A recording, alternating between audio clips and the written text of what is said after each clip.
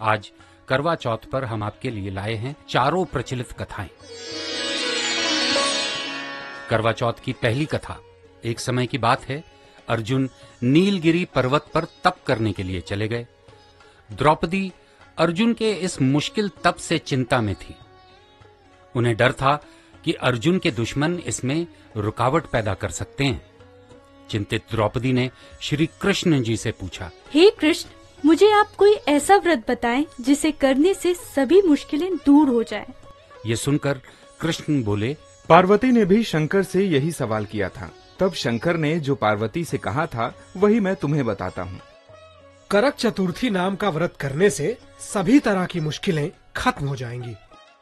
पार्वती ने शंकर से आग्रह किया, हे भगवान, ये करक चतुर्थी का व्रत कैसे किया जाता है और क्या पहले भी इस व्रत को किसी ने किया है? शंकर बोले, पार्वती, बहुत समय पहले की बात है।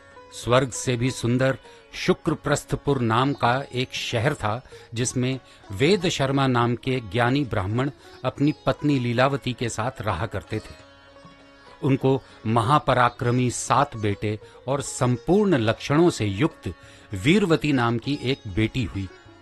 बेटी की शादी का सही समय आया तो वेद शर्मा ने एक वेद शास्त्र के ज्ञाता विद्वान ब्राह्मण से उसकी शादी करा दी। इसके बाद वीरवती ने अपने भाइयों की पत्नियों के साथ गौरा का व्रत किया। फिर कार्तिक कृष्ण चतुर्थी के दिन व्रत कर शाम में स्नान के बाद सभी ने भक्ति भाव से वटवृक्ष की तस्वीर बनाई। इसके नीचे शंकर, गणेश और कार्तिकेय के साथ साथ पार्वती का भी चित्र बनाया और ओम नमः शिवाय इस मंत्र तथा गंध, पुष्प और अक्षत आदि से गौरी जी की पूजा की। फिर शिव जी, गणेश जी और सदानंद का अलग अलग पूजन करती हुई अक्षत दीपक के साथ 10 करवा और गेहूं के आटे, गुड़ के बने हुए पकवान को अर्पण कर अर्घ देने के लिए चांद निकलने का इंतजार करने लगी। इस बीच वीरवती भूख और प्यास से बेहोश होकर गिर पड़ी। उसके भाई परेशान हो गए। उन्होंने वीरवती को उठाया। बहन के प्रेम में एक भाई वटवृक्ष पर चढ़ गया। जलती लकड़ी से उसने ऐसा छलावा किया जैसे चांद निकल आया हो। वीरवती ने उसे ही असल चांद मान लिया, अर्घ दिया और खाना खा लिया। इस तरह व्रत के दूषित हो जाने के कारण उसका पति मर गया। अपने पति को मरा देखकर वीरवती ने एक बार फिर से शिव जी की पूजा की। ये पूजा बिना कुछ खाए 1 साल तक की। साल के खत्म होने पर उसकी भाभियों ने करक चतुर्थी का व्रत किया। वीरवती ने भी पूरे विधि विधान से व्रत किया। उसी समय देव कन्याओं के साथ इंद्राणी भी करक चतुर्थी का व्रत करने वहां आई। वीरवती ने इंद्राणी को अपनी आप बीती सुनाई। वीरवती ने इंद्राणी से कहा, हे मातेश्वरी, हमारे भाग्य से आप यहाँ आ गई हैं, तो मेरे पति को जीवित करके मुझ पर कृपा कीजिए। इंद्राणी ने वीरवती को बताया कि किस तरह पिछले साल उसका व्रत दूषित हो गया था। अब तुम अच्छे से इस साल का करक चतुर्थी व्रत करो, मैं तुम्हारे पति को जीवित कर दूंगी।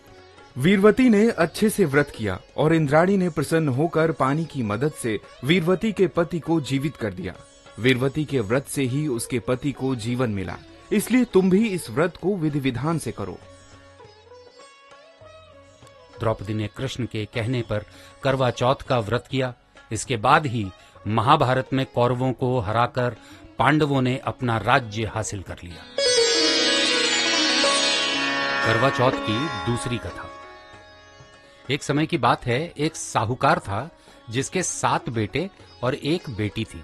सातों भाई बहन एक साथ बैठकर खाना खाया करते थे। एक दिन कार्तिक की चौथ का व्रत आया तो भाई बोला, आओ बहन, खाना खाते हैं। बहन बोली, आज करवा चौथ का व्रत है, चांद उगने पर ही खाऊंगी।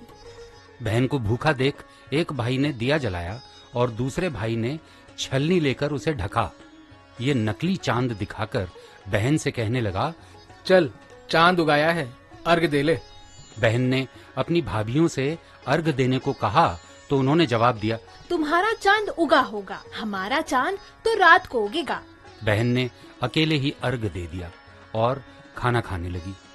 पहले कौर में बाल आ गया, दूसरा कौर उठाया तो पता चला उसमें कंकड़ है, और तीसरा कौर मुंह की ओर किया तो उसके ससुराल से संदेश आया कि उसका पति बहुत बीमार है। साहूकार की पत्नी ने जब अपनी बेटी को विदा किया तो कहा, रास्ते में जो भी मिले उसके पांव छूना, और जो कोई सुहाग का आशीष दे तो अपने पल्ले में गांठ लगाकर उसे कुछ रुपए देना।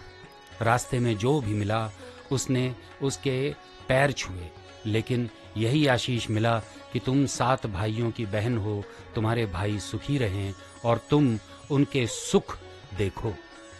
सुहाग का आशीष किसी ने भी नहीं दिया।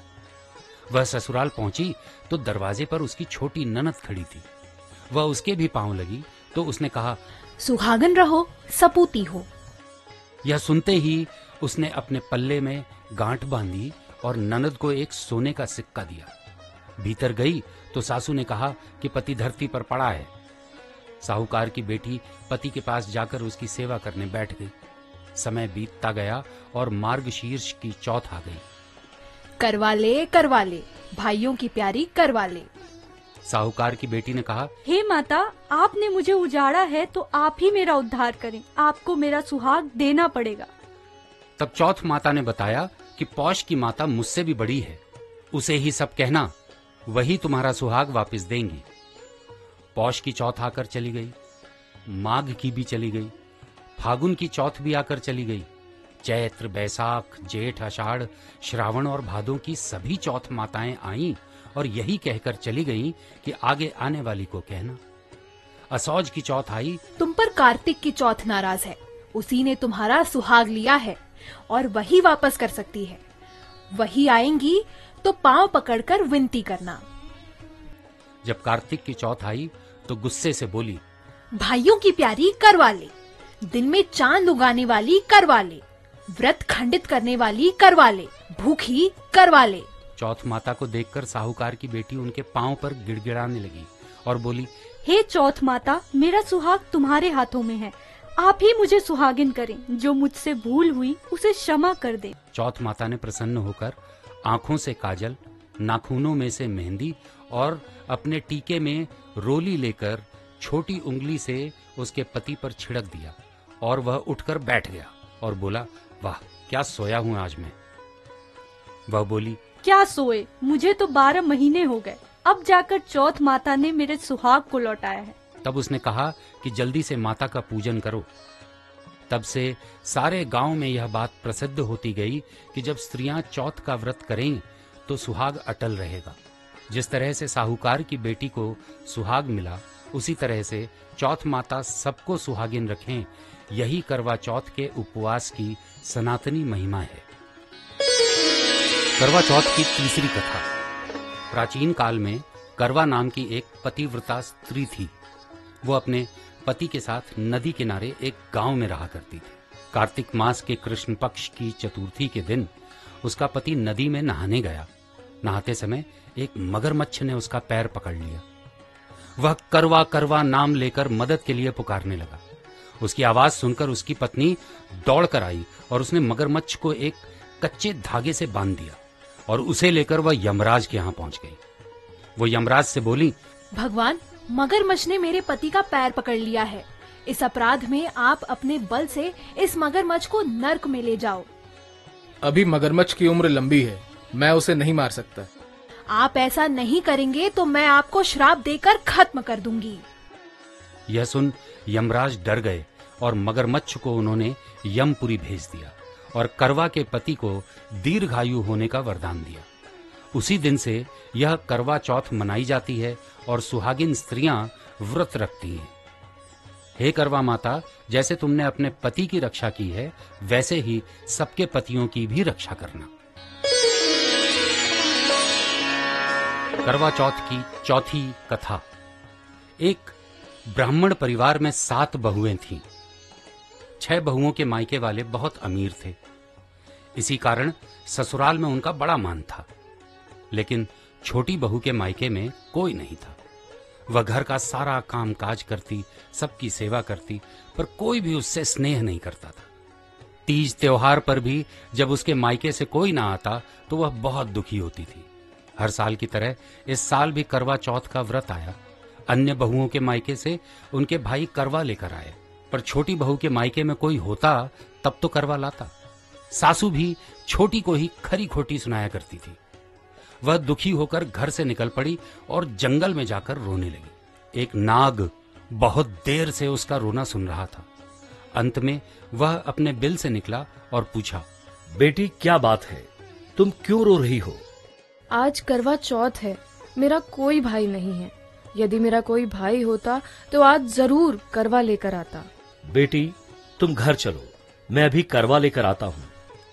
थोड़ी देर बाद नाग उसके ससुराल पहुंचा। ससुराल वाले इतना सामान देखकर चकित हो गए। सासू भी खुश हो गई।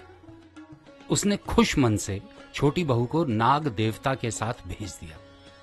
नाग देवता ने छोटी बहू को अपना सारा महल दिखाया और कहा, जितने दिन चाहे आराम से रहो, मन चाहा खाओ, मन चाहा पहनो, पर एक बात याद रखना, सामने रखी नांद को कभी मत खोलना।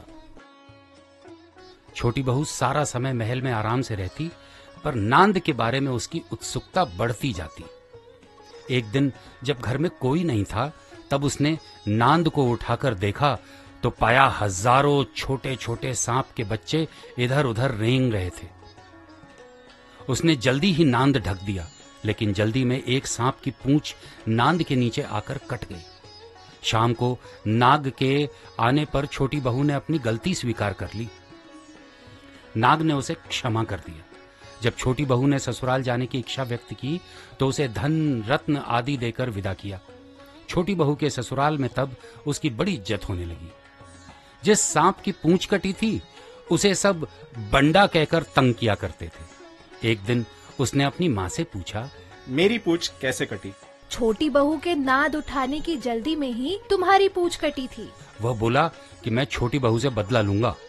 माँ के बहुत समझाने पर भी वह एक दिन चुपचाप छोटी बहू के घर जा छुपा और मौका पाकर उसे काटने की सोचने लगा। वहां छोटी बहू और उसकी सासू में किसी बात पर बहस हो रही थी। तब बंडा ने छोटी बहू को कसम खाते हुए सुना। वह कह रही थी, मुझे बंडा भैया से प्यारा कोई नहीं है। उन्हीं की कसम खाकर कहती हूँ कि मैंने कोई गलती नहीं की है। बंडा ने जब सुना तो सोचने लगा कि जो मुझसे इतना प्यार करती है, मैं उसे ही काटने आया हूँ। वह चुपचाप वापस चला गया। माँ ने पूछा, आ गए बहन से बदला लेकर? बहन से कैसा बदला माँ?